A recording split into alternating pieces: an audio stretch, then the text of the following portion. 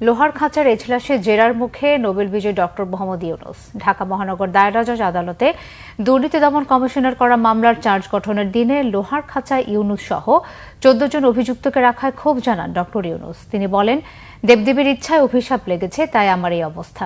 এদিকে আসামি পক্ষের আইনজীবী বলেন, ব্যক্তিগত টার্গেট করে ডক্টর ইউনূসকে অপমান করা হচ্ছে। ডক্টর ইউনূস সহ 14 জনের বিরুদ্ধে 12 জুন অভিযোগ গঠনের আদেশ দেবে আদালত।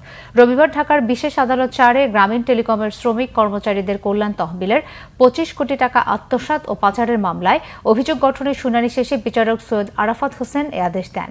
এর আগে মামলা থেকে অব্যাহতি চেয়ে আবেদন করেন ডক্টর ইউনূস সহ অন্য আসামিরা। উভয় পক্ষের শুনানি শেষে আদালত আদেশের তারিখ দেন।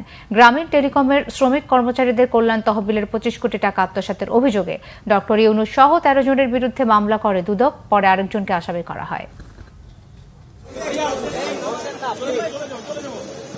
মহাকাব্যে কিছু দেবদেবী থাকে, তারা অভিশাপ দেয় এবং যাদের উপর অভিশাপ দেয় তারা অভিশপ্ত জীবন যাপন করে। আমিও মনে হয় এরকম কোন মহাকাব্যের অংশ হয়ে গেছি। কোন দেবদেবী আমার উপর অসন্তুষ্ট হয়েছে, আমার উপর অভিশাপ করেছে। কি অভিশাপের কারণে আমরা এখানে আজকে দুর্নীতি দমন কমিশনে হাজির হয়েছি।